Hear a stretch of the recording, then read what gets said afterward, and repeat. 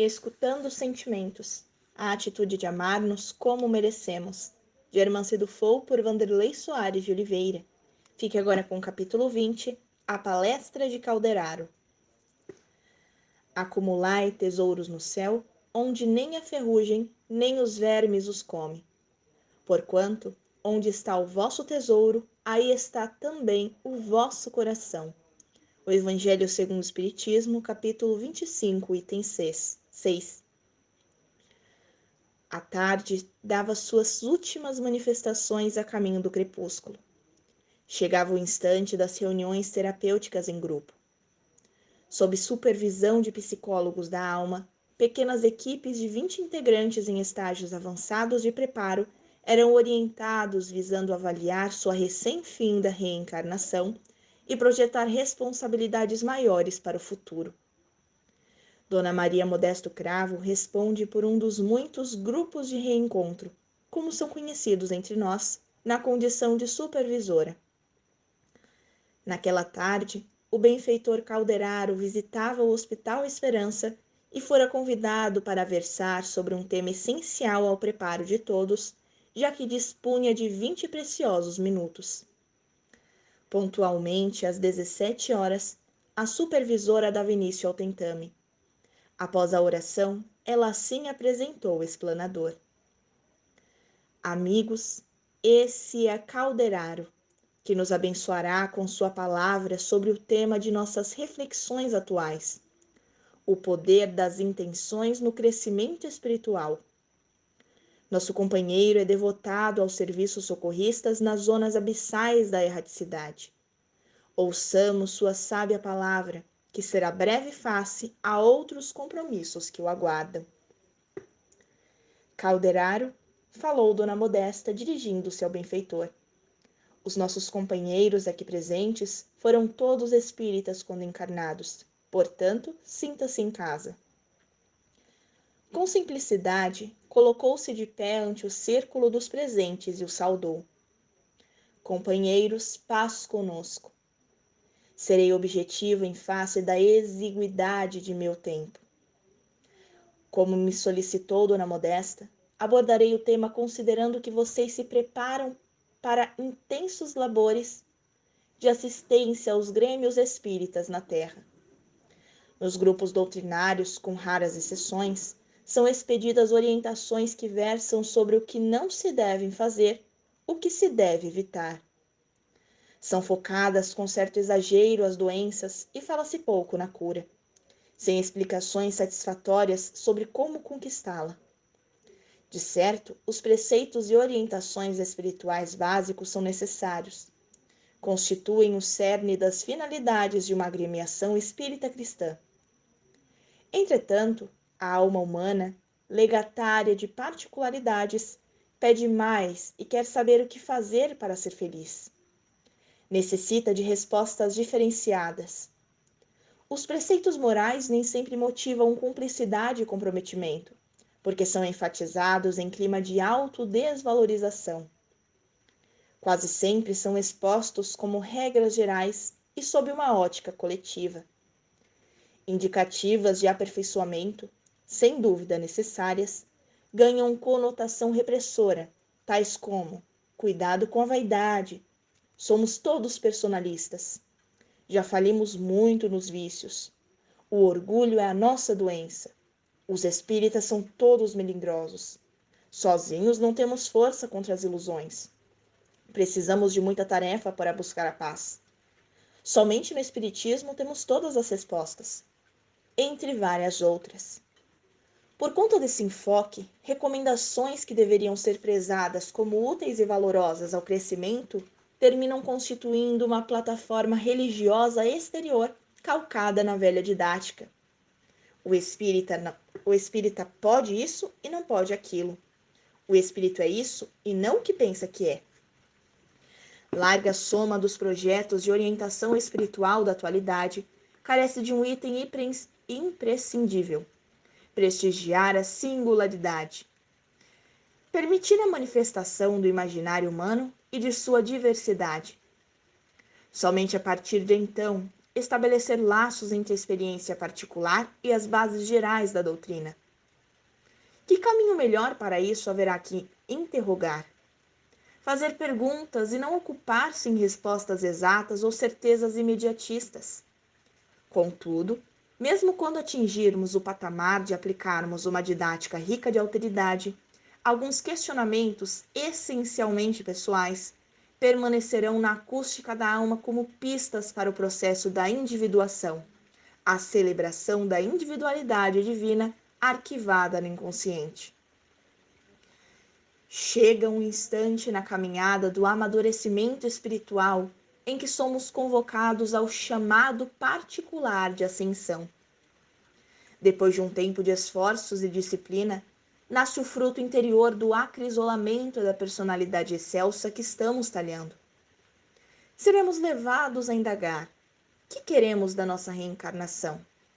Estarei manifestando minha singularidade ou seguindo convenções e julgamentos? Estou ouvindo meus sentimentos ou adotando preceitos que me foram passados? Qual o meu propósito na obra da criação? Que missão devo desempenhar perante a vida? Quais são as minhas reais intenções perante a existência? O que quero realizar para meu processo de elevação espiritual?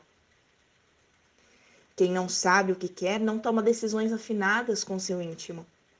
Conhecer nossas intenções, ter consciência de sua natureza, é fundamental para a nossa paz interior. Quanto mais consciência de suas reais intenções, mais a criatura visualiza seu futuro, sustenta seus ideais, melhora a relação consigo, alcança o clima da serenidade e dilata sua responsabilidade, sintoniza-se com seu planejamento reencarnatório. É nesse aspecto subjetivo da vida íntima que reside o mapa para o destino. O que desejo realizar? Que aspirações motivam minha vida? Onde quero chegar? O que espero alcançar em mim? Confiar em si sem autossuficiência. Amar sua existência como se é, buscando o aprimoramento gradativo. Dar-se o direito de escolher e fazer opções sobre seus planos de crescimento espiritual. Livrar a mente dos chavões doutrinários que não correspondem com nossos legítimos sentimentos. Avaliar se os desejos alheios se afinam com os nossos projetos de aperfeiçoamento. Essas são algumas indicativas para conhecermos e manifestarmos nossas intenções, livrando-nos do medo de planejar ideais particulares que nos façam pessoas mais felizes e conscientes de nossas responsabilidades ante as necessidades de nossa raça.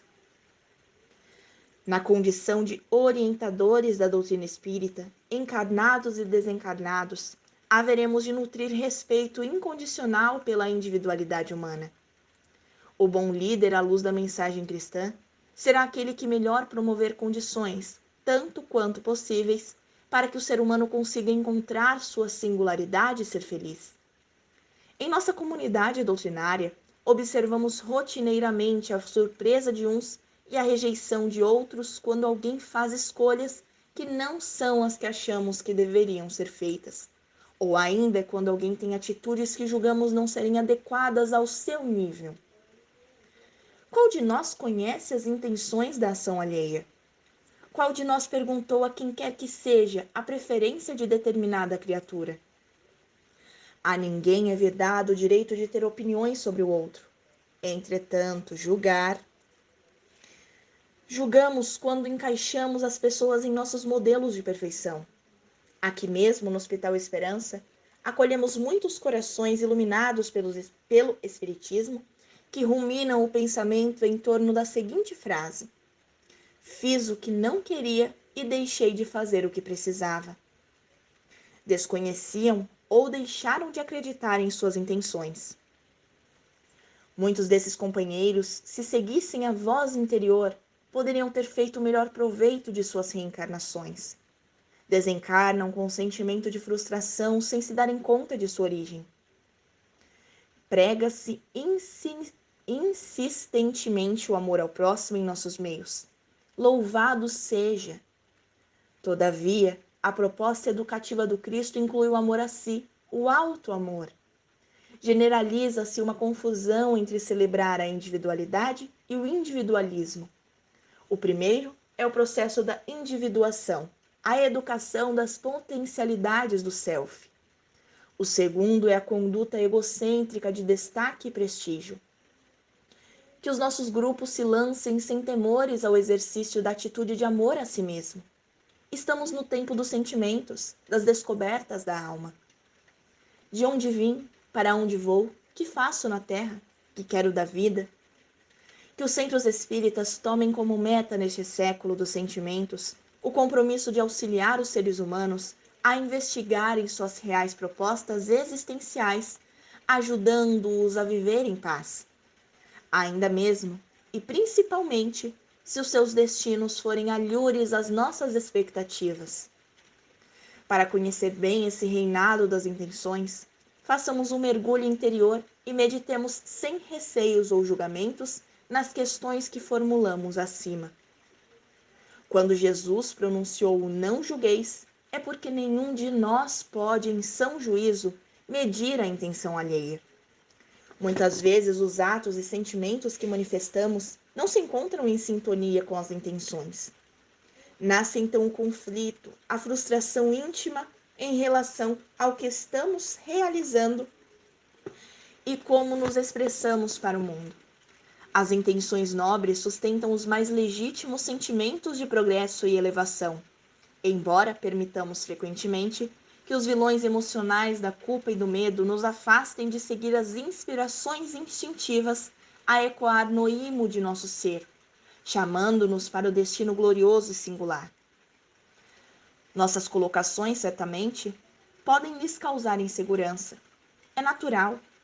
Fomos treinados para temer ou negar o que sentimos.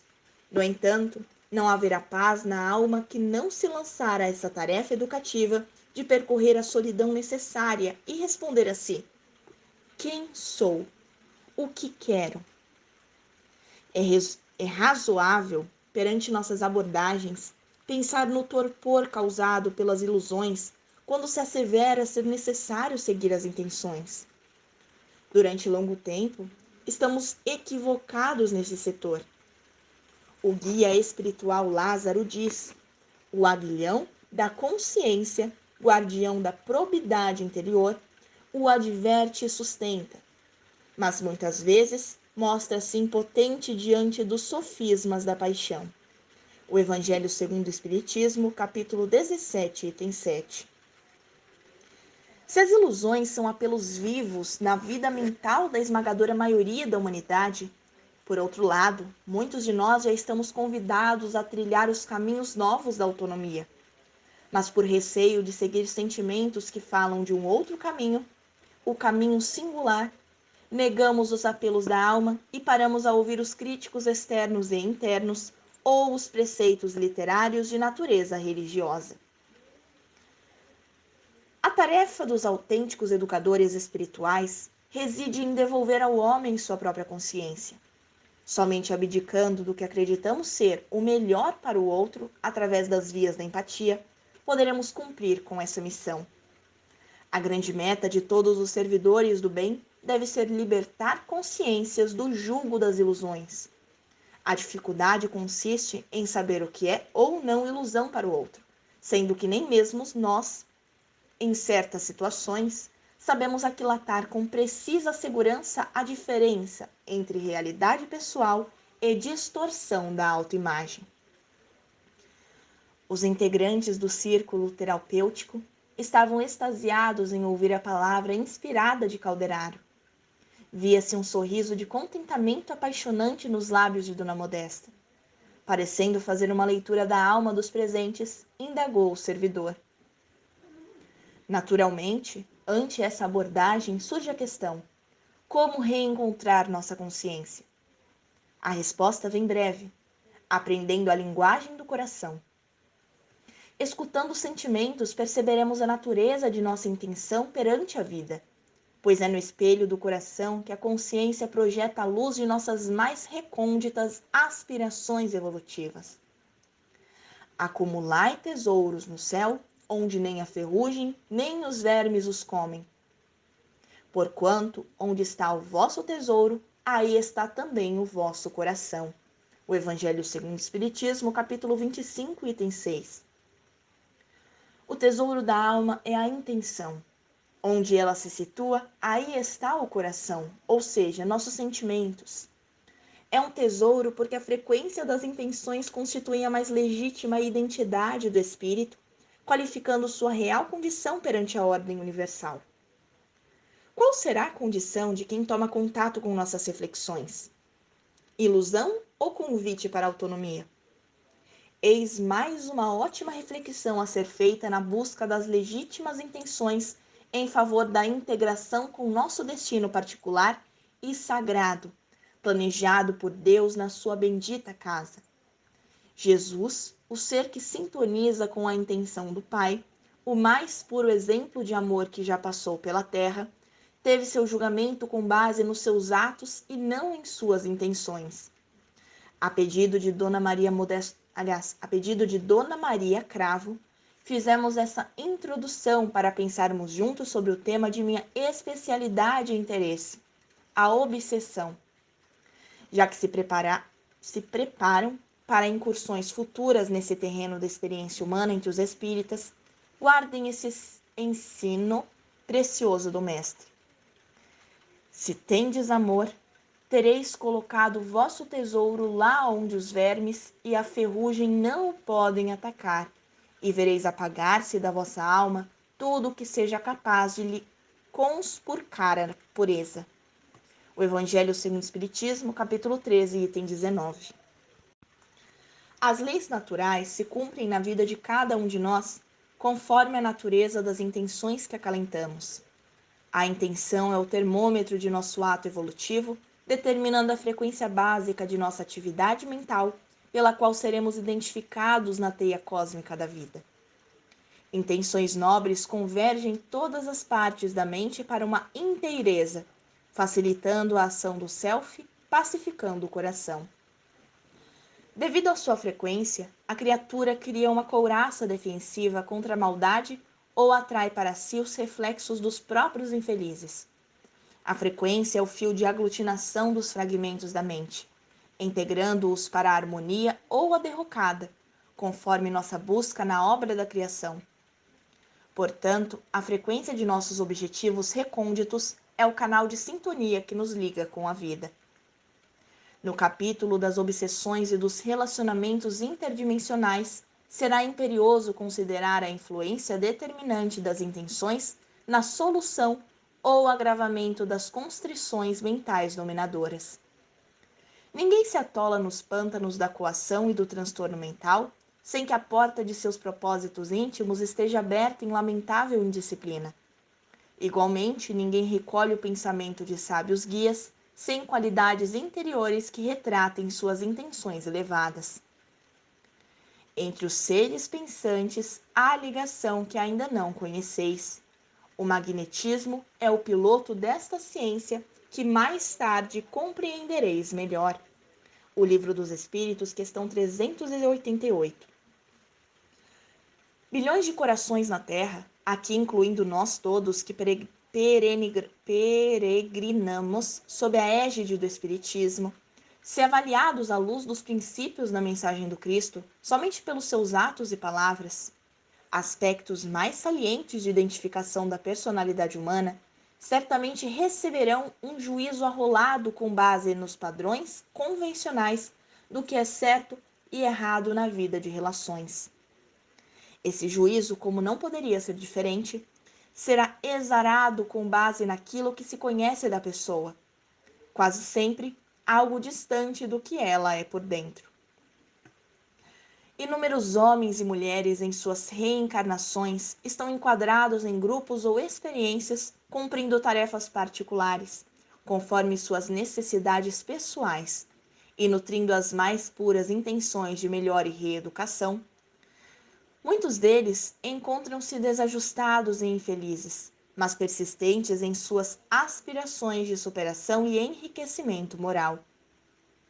Para os juízes da vida maior, cumprem missões particulares e cooperam com a obra paciente de progresso da humanidade, cada qual a seu modo. Uma das habilidades da alfabetização emocional em que todos necessitamos nos matricular é a empatia. Ela nos ensina a compreender pessoas e não somente suas atitudes. A partir dessa reflexão, é imperioso entender que as obsessões não se estabelecem com base em rótulos exteriores que consignam determinado comportamento como sinônimo de desequilíbrio. Listemos alguns exemplos que são sempre destacados: as opções sexuais, o apego material, os vícios de variada ordem, a atividade dos políticos, os hábitos sociais, o exotismo de certas condutas. Nos nossos celeiros de amor da doutrina, encontramos severas reprimendas a semelhantes posturas. A diversidade é ainda recriminada em nossos ambientes. Pautamo-nos ainda por critérios do mundo, estabelecendo o que é certo e errado, caindo em exames arrogantes, recheados de certezas e inflexibilidade, insuflando a intolerância e a rigidez que destroem as mais caras amizades e planos de trabalho sob os bafores da intransigência velada. A tarja de obsidiado tem sido utilizada para quantos decidem por caminhos diferentes. Sentenciamos sem conhecer-lhes as intenções. Estamos sempre aptos, em nossa análise, a dizer o que o outro precisa e deve fazer, esquecendo-nos do princípio básico do respeito à individualidade. É incrível, falo aqui de mim próprio, como apegamos-nos com facilidade aos conceitos que acreditamos serem a mais pura manifestação da verdade sobre o que o outro é. Por mais ajuizado seja o nosso parecer sobre o próximo, esse apego escandaloso é a mais vil expressão de nossa arrogância. Perdoe-me a clareza de minha fala, mas a dirijo principalmente a mim mesmo, expressou o instrutor na mais espontânea simplicidade. Necessário dizer que muitos companheiros de ideal, não todos evidentemente, que receberam o veredito de serem almas em queda e obsidiados contumazes, são desbravadores obstinados de novas formas de caminhar, corajosos desafiantes que honram em si mesmos a diversidade. Diversidade essa que ainda não aprendemos a respeitar. Peregrinam por outras sendas de aprendizado nas quais, possivelmente, a maioria não teria siso para trilhar. Garantem-se com suas intenções. Sobre alguns deles, inclusive, assentam-se os mais elevados interesses do plano maior. Não existe ninguém nos círculos de aprendizado da Terra, em ambas as esferas de vida, que esteja livre das associações mentais constritoras ou, como diz o Sr. Allan Kardec, o domínio de alguns espíritos logram adquirir sobre certas pessoas. O Livro dos Médiuns, capítulo 23, item 237. Observemos a fala logram adquirir, mas graças à qualidade superior das aspirações, nem sempre adquirem. Impossível para nós livrarmos-nos completamente das interferências. Contudo, mantê-las e consolidá-las vai depender das intenções. Só existe domínio quando cedemos ou desistimos de continuar lutando pelas nossas aspirações mais profundas. Eis o conceito prático de obsessão. Por isso dissemos que a intenção sustenta nossos mais nobres ideais. Não existe obsessor ou técnica capaz de destruir as intenções, a não ser nossa escolha pessoal. Elas são como uma armadura da alma. Somente através dela nos protegemos da adesão permanente a situações, condutas e relações. A lei de sintonia é o alicerce desse processo que interrompe ou consolida nossos elos. Se tendes amor, tereis colocado o vosso tesouro lá onde os vermes e a ferrugem não o podem atacar, e vereis apagar-se da vossa alma tudo o que seja capaz de lhe conspurcar a pureza. O Evangelho segundo o Espiritismo, capítulo 8, item 19. Por conta desse sentimento oculto, a intenção tão cedo não entenderemos. Aliás, por conta desse sentimento oculto, a intenção Tão cedo não entenderemos a contento a justiça divina, que se guia por expressões ignoradas, como se observa nas seguintes frases: é sempre do mesmo grau a culpabilidade em todos os casos de assassínio? Já o temos dito, Deus é justo, julga mais pela intenção do que pelo fato. O Livro dos Espíritos, questão 747. A intenção lhe atenua a falta, entretanto, nem por isso deixa de haver falta. O Livro dos Espíritos, questão 949. Não há culpabilidade em não havendo intenção ou consciência perfeita da prática do mal. O Livro dos Espíritos, questão 954. A intenção é o plug mental de ligação com o manancial infinito da misericórdia paternal. Por ela atraímos para nós todos os recursos defensivos e multiplicadores da nossa força interior. Talvez por essa razão, o sábio Nazareno tenha afirmado: bem-aventurados os limpos de coração, porque eles verão a Deus. Mateus capítulo 5, versículo 8. A pureza é a frequência mental da liberdade e a identificação dos homens felizes que jamais estão sozinhos, mas guardam a sublime capacidade de escolherem, essencialmente, conforme suas preferências, os caminhos da existência. Judas, com intenções amorosas, sucumbiu sobre os açoites do poder e traiu. Pedro, com fiéis intenções, descuidou da vigília e negou. A mulher adúltera, que recebera o apodo da multidão, foi amparada por Jesus, que sabia da nobreza de suas intenções perante a vida. Saulo, o perseguidor implacável, trazia na alma intenções louváveis com o bem, e Jesus descerrou-lhe os olhos das escamas da ilusão. Nicodemos possuía aspirações de valor, mesmo constrangido pelo preconceito. Tiago, por amor à casa do caminho, consorciou-se ao judaísmo, permitindo concessões doutrinárias. Perdoem-me ser tão breve em minha fala. Dona Modesta já explicou os motivos. Estarei em tarefa socorrista daqui a alguns minutos. Sem delongas, desejo êxito no futuro de vocês. Que este grupo de reencontro alcance sua legítima aspiração no encalço de suas mais nobres intenções. Paz aos seus corações.